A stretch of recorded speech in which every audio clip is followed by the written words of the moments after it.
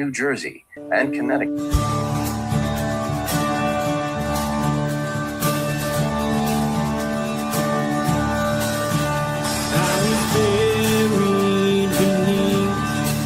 My shame, who could carry that kind of weight? It was my tomb till I met. I was breathing but not alive.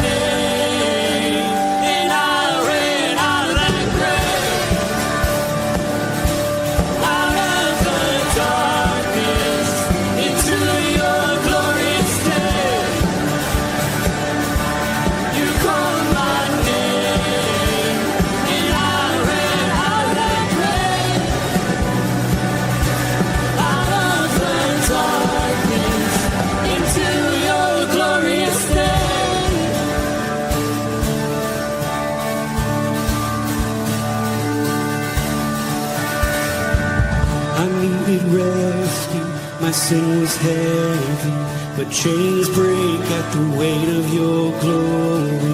I needed shelter, I was an orphan. Now you call me citizen of heaven. When I was broken, you were my healing. Now your love is here and I'm breathing. I have a future, my eyes are open. 'Cause when you call my name,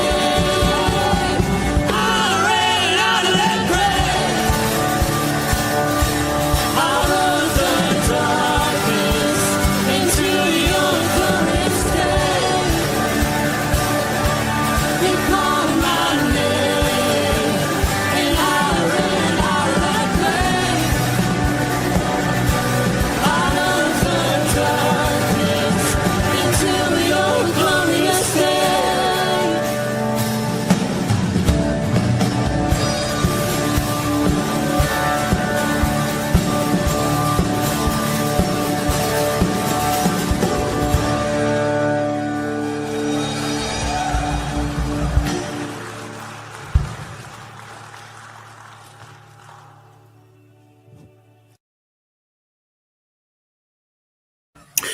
Good morning, everybody.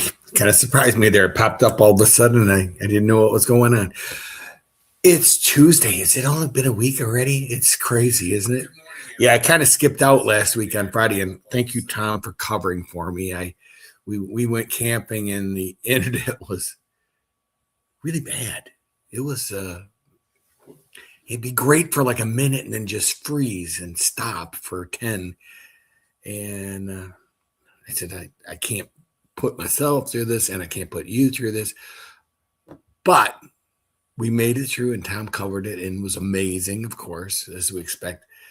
Let's before we start, let's look at all the people that showed up. It says, okay, I know this is a wrong number, but 38.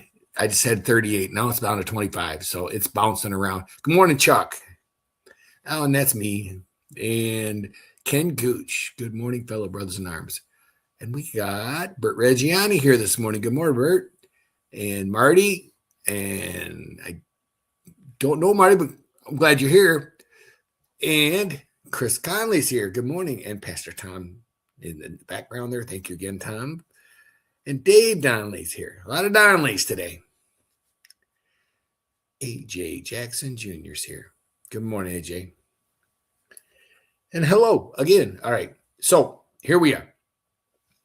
We're doing 1 Corinthians 12, verses 12 through 20. And of course, I didn't share the screen yet, which I usually am very efficient with this goes. But the good news is it's not far away.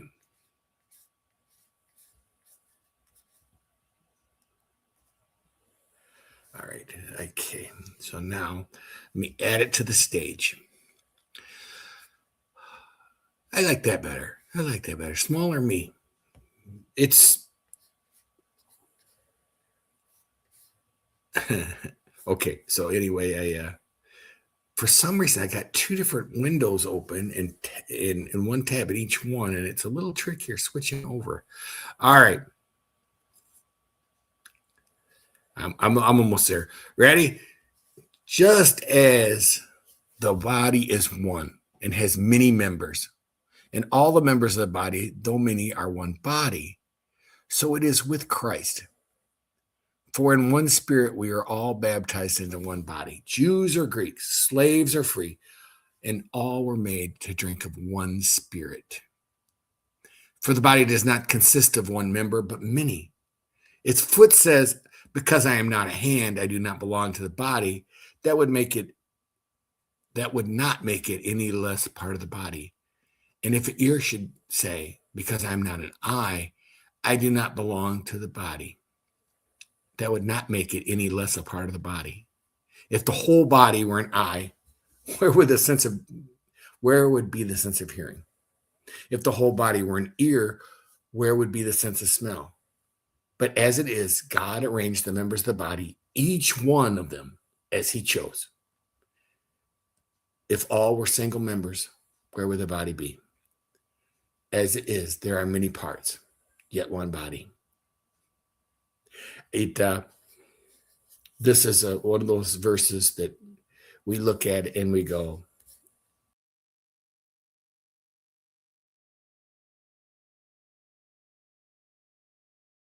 I cut myself out of the picture. All right, I'm back. We look at these verses, and Paul's painting a picture here. He's painting a picture of what the church should be like, what the church should look like. One body with many parts. It's not a collection of individuals.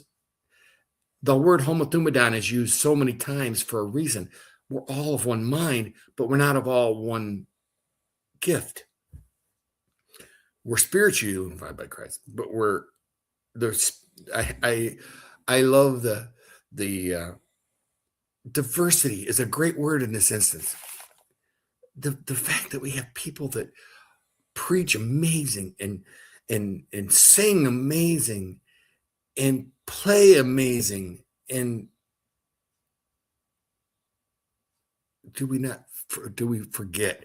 And I think this is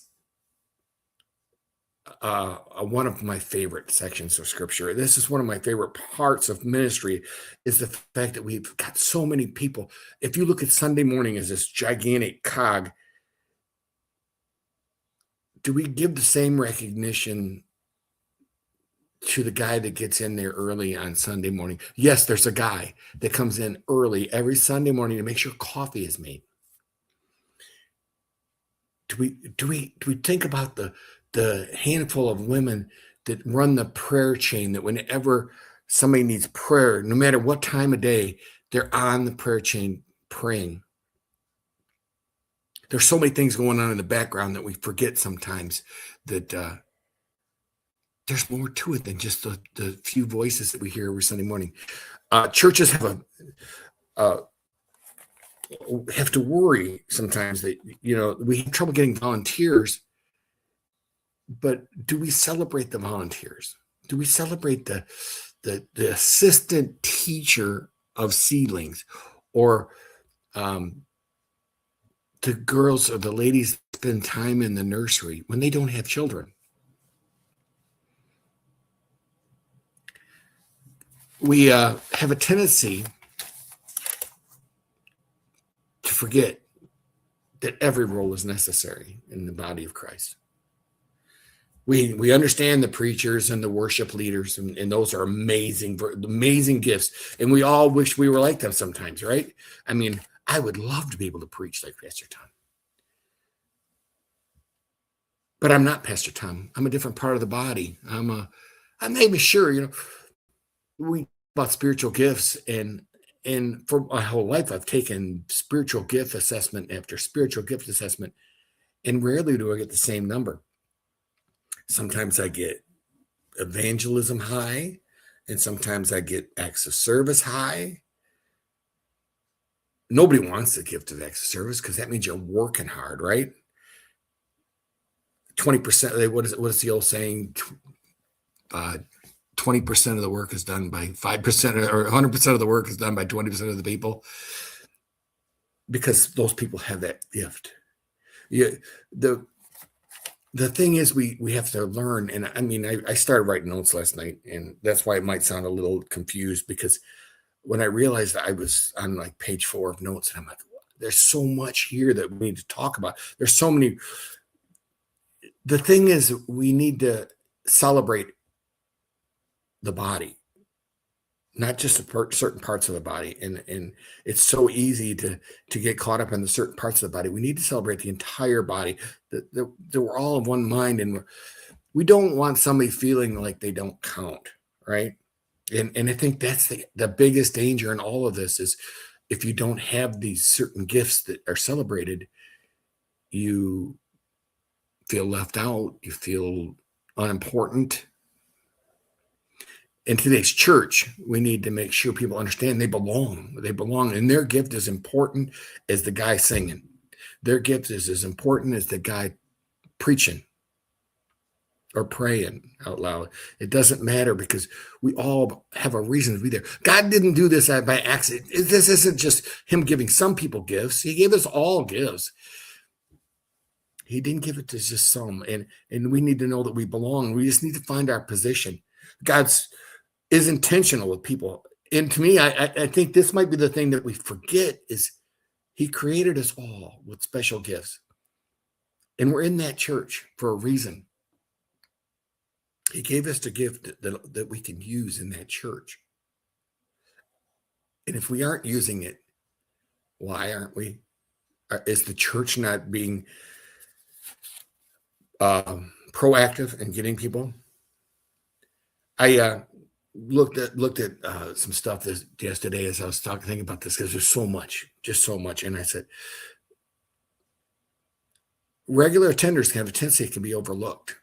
And this is not anybody's fault if it's not intentional with the leadership of the church. We need to see where people fit. We need to make sure we're invitational. Not sending out an email, not getting up on the stage and making an announcement that we need people to do this or that. It's going face to face with a person and talking to them, understanding what they love and what they like. Not everybody can twist balloons. Not everybody can sing. Not everybody can preach. And eventually you'll see that person that feels left out pull back and maybe lose interest. A part of our mission is to regularly teach and reinforce that every part matters. That should be problem number one right there, or task number one. Make sure we create a clear and varied way for people to be involved. Low pressure, simple, short term, so they aren't committing to something that's 10 years long, and personal invitation. Knowing and understanding that putting your gifts into action. And I think until we start putting them into action, do we know if it's our gifts or not? And the things I do now that I love, I had no idea I was going to love when I started doing them.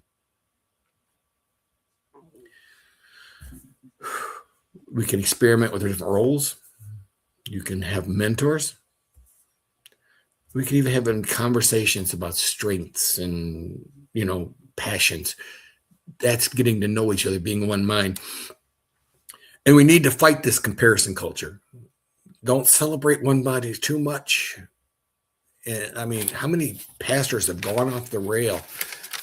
Thank God ours hasn't. But how many have gone off the rail, these televangelists, because they're celebrated and lifted up above other men? Paul warns us about lifting preachers up, and Paul warns us about lifting people up that shouldn't be there.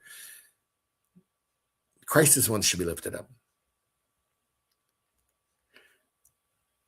One way we can do it is to make sure that the leaders are honest about their limitations. Don't allow people to downplay what they do. Man, when you hear the person say, well, I'm not really important, there's nothing I really do, that should be a red flag to all of us in church. That person is important. That person is probably more important than we know. We need to call out that insecurity. I mean, we need to not chastise the person, but to tell them they're wrong. Tell them, no, that's not who we are. We need to challenge pride too, the part where nobody can do this job but me. I'm so good at this job, and we should be looking for our next replacement. I mean, we should be looking for the next person that none of us live forever.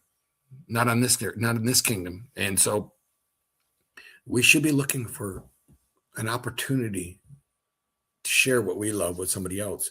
We need to create pathways to build up the body, build up the person that makes the coffee, the person that prays behind the scenes, the little things. We have a group of women that prepare the Lord's Supper every single week.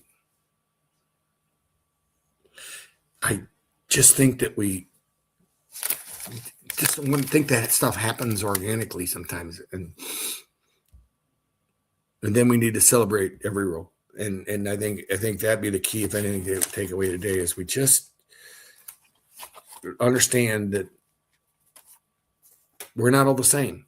And God designed it that way. That's the thing. We got to learn that God didn't make us all the same for a reason.